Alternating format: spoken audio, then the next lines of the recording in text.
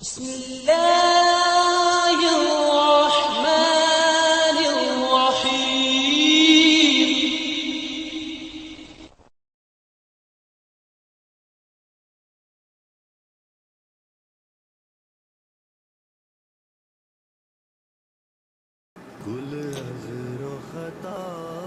میدان عرفات میں رسول اللہ صلی اللہ علیہ وآلہ وسلم نے 9 ذی الحجہ 10 ہجری 7 مارچ 632 عیسوی کو آخری خطبہ حج دیا تھا۔ آئیے اس خطبہ کے اہم نکات کو دہرا لیں، کیونکہ رسول اللہ صلی اللہ علیہ وآلہ وسلم نے فرمایا، میری ان باتوں کو دوسروں تک پہنچائیں۔ رسول اللہ صلی اللہ علیہ وسلم نے فرمایا، اے لوگو سنو، مجھے نہیں لگتا کہ اگلے سال میں تمہارے درمیان موجود ہوں گا۔ میری باتوں کو بہت غور سے سنو اور ان باتوں کو ان لوگوں تک پہنچاؤ جو یہاں نہیں پہنچ سکے۔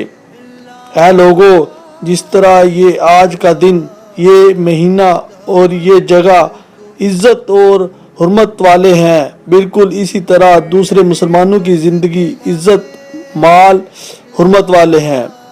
تم اس کو چھیڑ نہیں سکتے۔ لوگوں کے مال اور امانتیں، ان کو واپس کر دو، کسی کو تنگ نہ کرو، کسی کا نقصان نہ کرو، تاکہ تم بھی محفوظ رہو۔ یاد رکھو، تم نے اللہ سے ملنا ہے اور اللہ تم سے تمہارے اعمال کے بارے میں سوال کرے گا۔ اللہ نے سود کو ختم کر دیا، اس لیے آج سے سارا سود ختم کر دو اور جو سود باقی ہے اسے معاف کر دو۔ تم عورتوں پر حق رکھتے ہو اور وہ تم پر حق رکھتی ہیں۔ جب وہ اپنے سارے حقوق پورے کر رہی ہوں تو ان کی ساری ذمہ داریاں پوری کرو۔ عورتوں کے بارے میں نرمی کا رویہ قائم رکھو، کیونکہ وہ تمہاری شراکت دار ہیں اور بے لوث خدمت گزار بھی ہیں۔ کبھی زنا کے قریب مت جانا۔ اے لوگو، میری بات غور سے سنو، صرف اللہ کی عبادت کرو۔ 5 فرض نمازیں ادا کرتے رہو، رمضان کے روزے رکھو اور زکوٰۃ ادا کرتے رہو۔ اگر استطاعت ہو تو حج ادا کرو۔ ہر مسلمان دوسرے مسلمان کا بھائی ہے۔ تم سب اللہ کی نظر میں برابر ہو۔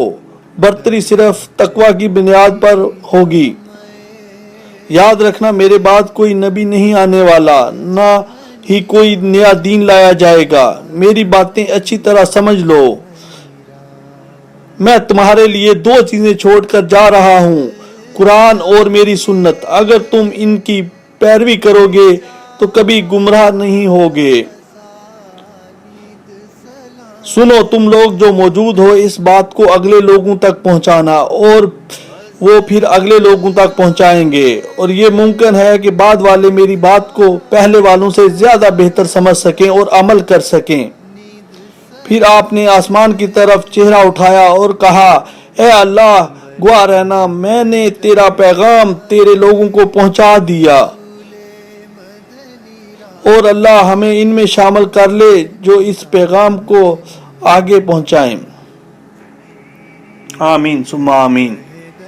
اس کے ساتھ ہی حجۃ الوداع کا جو ہمارے پیغمبر حضرت محمد صلی اللہ علیہ وآلہ وسلم نے خطبہ دیا تھا، وہ اپنے اختتام کو پہنچا۔